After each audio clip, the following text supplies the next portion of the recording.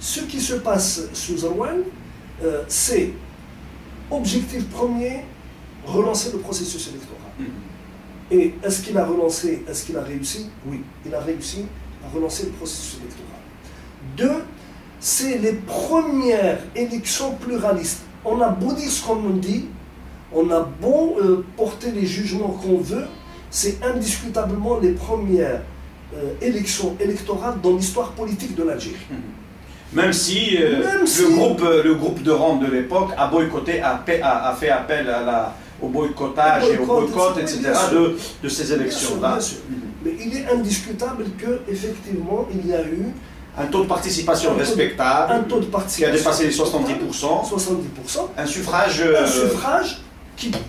qui donnait toutes les apparences d'un suffrage normal, puisque le chef de l'État n'a été élu qu'à hauteur de 61%. Effectivement.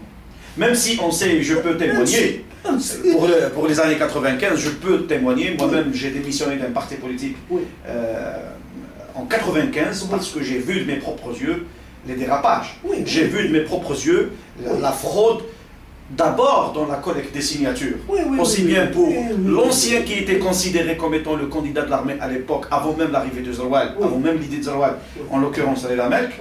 Tout le monde pensait que c'était Reda Melk qui devait être le candidat du pouvoir. On a commencé à collecter des signatures pour lui, puis on les a arrêtés pour passer à Zerouane. Il y avait également Saadi, il y avait également Boukrouh, Nourdine, il y avait Nahnah.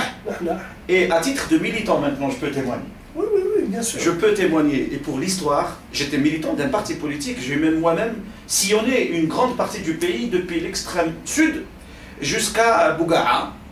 Et j'ai vu de mes propres yeux la complicité des Moudjahidines, des services de DRS, des renseignements généraux, comment qu'ils collectaient pour tout le monde. Ils ont collecté les signatures pour Zerouane, pour Boukrouh, pour Saïd Saadi. Je crois que le seul, je peux le dire, de par mon témoignage, ce que j'ai vu, je crois que le seul qui avait collecté objectivement, et je n'ai pas, j'allais dire, d'affinité idéologique, n'est-ce pas, ni intellectuelle avec Nahnah que je connais depuis 89, mais je pense que le seul qui avait collecté licitement, n'est-ce pas, ces signatures, c'est Mahfoud Nahnah, Allah yarahmou. Et je pense, et je crois également que lors des élections de 95, il était venu en seconde position et qu'il a même accepté une fraude lui-même. Il l'a dit, je l'ai entendu de mes propres oreilles. Il a accepté une certaine fraude dans l'intérêt de l'Algérie, au profit de Zerouane, en fermant l'œil sur, d'après les chiffres de l'époque, environ 1 million de voix. 1 million de voix. Ça c'est pour l'époque, mais le peuple était engagé. Zerouane était un homme respectable. Les Algériens voyaient en lui un homme de parole, un homme d'engagement et un homme désintéressé.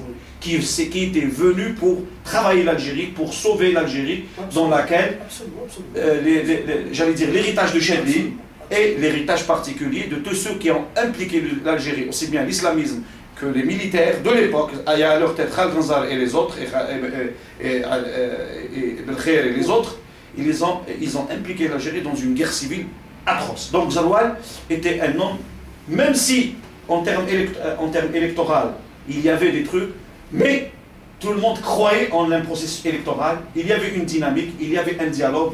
Zerouane respectait la classe politique, Zerouane discutait avec tout le monde, Zerouane s'ouvrait sur l'Algérie. C'est exact. Ça c'est un témoignage personnel, hein, ça ne t'engage en rien. Oui, non, bien sûr. Moi j'étais observateur de loin, je n'avais pas les moyens pour mener des investigations, pousser, etc. Le problème qui m'a intéressé aussi est le suivant. C'est une fois arrivé donc au pouvoir, une fois donc en tant que chef d'État, au moment où il prend ses fonctions de chef d'État, je crois qu'il a été contraint, je dis bien, il a été contraint à une sorte de compromis. C'est ma lecture, je le dis, hein, ce n'est qu'une lecture. Vas-y. Ce n'est qu'une lecture. Je n'ai pas aujourd'hui, dans la situation actuelle dans laquelle je me trouve, n'ayant pas fait une recherche appropriée, je la ferai. Et Zaroual lui-même n'a pas encore témoigné. Oui, il n'a rien dit. Je crois que le compromis, c'était que lui, Zaroual, incarner la légalité et le retour à la légitimité incarnée par l'armée. Et par contre, on lui a imposé un chef de gouvernement. Son premier chef de gouvernement étant Ahmed Ouihad. C'est ça. Qui, d'ailleurs, on le disait à l'époque, de Polichinelle, oui, et lui-même le dit, a des liens très étroits avec les services algériens. Avec le DRS. Avec le DRS. Ils ne sont et avec le chef du DRS. Ils ne sont nés jamais. Je ne sais pas s'il a des liens directs avec le chef du DRS. Je ne sais rien. Non seulement je ne le sais pas, ça ne m'intéresse pas et ça ne me concerne pas. Ce que je sais, c'est que l'image qu'il va avoir en tant que chef de gouvernement, c'est la suivante. Il est la présence du DRS, l'œil du DRS à la présidence. Ça veut dire quoi? Ça veut dire que le DRS a réintégré l'armée. Pour moi, c'est comme ça que je le lis. D'accord, on réintègre l'armée, on se remet sous la coupe donc de chef d'état-major. Formellement. Et nous avons notre homme. Et c'est comme ça que ça s'est passé. Peut-être que je me trompe, c'est possible. D'ailleurs, d'après les informations de l'époque, moi je te parle à titre de militant, qui suivait de l'intérieur un petit peu l'évolution. D'ailleurs, même Zaroual ne voyait pas en lui quelqu'un qui pouvait gêner un petit peu le fonctionnement de la présidence. Il ne le connaissait pas avant, mais apparemment il l'aimait bien.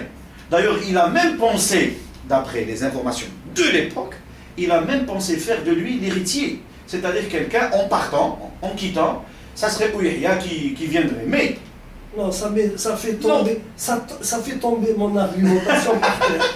Non, ça c'est une information. Non, je ne crois pas du tout. Ok. Je ne crois pas du tout. Est-ce que je peux te soulager? Est-ce que je peux te soulager avec un autre argument qui pourrait renforcer ta thèse? Oui. Ça t'intéresse? Si tu attends une petite minute que je donne moi l'argument de ma thèse. Vas-y. Parce que je n'ai donné pour le moment qu'une idée. Elle est la suivante. D'accord. La première chose qui a été faite par Ouihia pour se rendre visible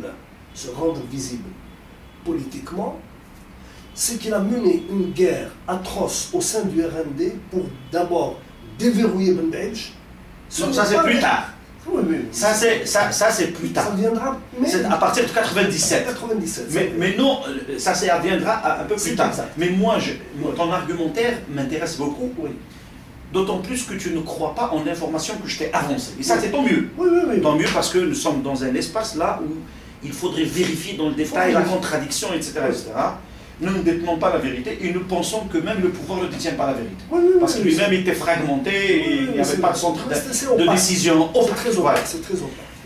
Peut-être qu'il y a une piste de réflexion qui pourrait équilibrer ta thèse sur la relation entre le mouvement élitaire et le mouvement d'encadrement, dont Zaroual lui-même a été un acteur principal en voulant réintégrer ce mouvement élitaire qui a voulu transformer l'État en un État policier à partir de 1992, en ramenant les services de renseignement à leur dimension naturelle, à l'intérieur d'une institution constitutionnelle qui s'appelle l'institution militaire régulière. Absolument. Régulière. Nous sommes d'accord. Est-ce que, à ton avis, faire appel, je parle de Zaroual, faire appel à quelqu'un comme Betchin, comme conseiller politique direct, et qui dit conseiller politique, cela veut dire que c'est lui qui chapeaute l'essentiel de ce qui se fait, aussi bien à la présidence qu'au sein des institutions, j'allais dire, de souveraineté nationale. Est-ce que faire appel à un certain Mohamed Betchin, militaire de carrière, ancien patron des services secrets, impliqué dans beaucoup d'événements, et particulièrement dans les événements d'octobre, etc. il a des relations amicales, de fraternité avec Zarwal. Est-ce que Zarwal, d'abord, est-ce que c'est Zarwal qui a ramené un certain Betchin qui était d'une mauvaise réputation, politiquement parlant? Oui, oui. Son image n'était pas acceptée dans les milieux, parce que, ni dans les milieux civils aussi. Oui. Il était considéré comme étant un tortionnaire Oui, dans les années 88, etc. Bon, je rappelle les faits. Maintenant, est-ce que c'est Zarwal qui l'a ramené pour rééquilibrer les structures par rapport à un ancien de l'armée régulière et qui a fait un passage par les services de renseignement? Oui. Ou est-ce qu'on le lui a imposé d'une façon ou d'une autre pour lui dire, voilà, ne t'inquiète pas, nous sommes là, et tu as ton ami en qui tu as confiance, avec qui tu peux travailler, etc. Ce sont deux thèses qui circulaient déjà à l'époque. Attends, mais quand on continue dans ta logique, pour dire qu'on a imposé, parce que moi j'avais dit qu'on avait imposé Yahya à Zarwal. Ça j'y tiens. Je ne démordrai pas. Mais imposer Betchin à Zarwal, qui imposera Betchin à Zarwal? C'est-à-dire imposer dans le sens le glisser. On le lui a fait glisser gentiment. Qui? C'est-à-dire le couple de l'époque le plus important, Belkhir, Toufiq, enfin c'est plus qu'un couple. Il y avait Touati, il y avait Belkhir, il y avait Toufiq, il y avait Ismaël, etc. Betchin, à ma connaissance, n'était pas dans le sérail de Belkhir. Et n'était pas en odeur de sainteté aux yeux de Median dit Toufiq. On saura qu'il y a une guerre entre eux avec l'affaire Qalqal. L'affaire Qalqal, nos internautes amis peut-être ne s'en souviennent pas, c'est cet Algérien qui a été abattu en France et qui a été considéré comme un terroriste parce qu'il avait commis l'attentat à Paris, je ne sais pas quoi. Il a été abattu par le GIGN dans la rue. Et à ce moment-là a circulé l'idée dans les médias français que Qalqal était un homme de Betchin et que c'est Median Toufiq qui a dit aux Français que Qalqal était un homme de Betchin. Je l'ai lu dans Le Monde. Je l'ai lu. Donc, à mon avis, je ne crois pas que les services qui avaient été intégrés à la présidence avec Belkhir et qui se composaient de Median, etc., aient glissé Betchin. Je crois à la thèse, l'autre thèse, c'est-à-dire que, Zarwal fait appel à des gens qu'il connaît et en qui il a confiance relativement. Il avait confiance en Betchin, ça c'est son jugement. À tort ou à raison, je ne le sais pas. Mais ce qui m'intéresse par contre, c'est ce que tu as dit toi après. Betchin a été l'homme de 88. Betchin a mouillé l'armée parce que Sinzar a ordonné aux blindés d'investir Alger. Il n'a pas donné ordre de torturer les gens. C'est Betchin qui a fait torturer les gens. Or, quand il le ramène, Zarwal le couvre d'un parapluie de légitimité. C'est comme si il le lavait de cette situation et en même temps il lave l'armée de cette crise très grave qu'elle a connue en 88. Et c'est logique parce que l'armée est en train de reprendre en main et en disant, vous voyez bien, je reprends en main la situation du pays et je réintègre les services dans l'armée. Voilà, c'est ce que je voulais te dire. Est-ce qu'on peut faire cette lecture? Oui, bien sûr. D'autant plus que Zarwal, quelle est l'image que Zarwal, quel est l'homme politique auquel Zarwal, l'homme politique algérien auquel Zarwal réfère? C'est Boumediene. C'est un boumedieniste, à tort ou à raison, peu importe. Mais le fait de référer à Boumediene, il a cette dimension qu'il est chef d'État, ministre de la Défense, et le principal responsable de l'armée, c'est pratiquement le père de l'ANP. Donc Zarwal veut se référer à ce schéma. Veut se donner à voir en visibilité comme le continuateur de Boumediene. Mais je pense que à étudier, et on aura l'occasion maintenant, si tu permets, d'essayer d'approcher le profil psychologique intellectuel de Zarwal. je crois que c'est important que de le faire parce que Zarouane n'avait pas peut-être ses ambitions. Oui. Il n'avait pas peut-être cette prétention d'avoir cette dimension de politique. Je crois que, à mon avis, de par ce qu'on a vécu et ce qu'on a vu de Zarouane, il n'a jamais eu cette prétention ni cette ambition personnelle que de, j'allais dire, d'être un homme politique qui a des ambitions politiques, qui veut faire je ne sais quoi, etc. C'était quelqu'un qui était venu à titre de militaire, Oui. très discipliné, Oui. pour une mission, Absolument.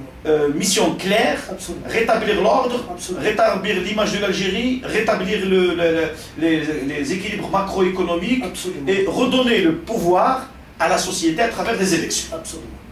Donc lui, il était quelqu'un de très Il y a cet discipliné, aspect-là. à mon Il y a avis, cet je ne sais aspect- pas il y a si cet je me aspect.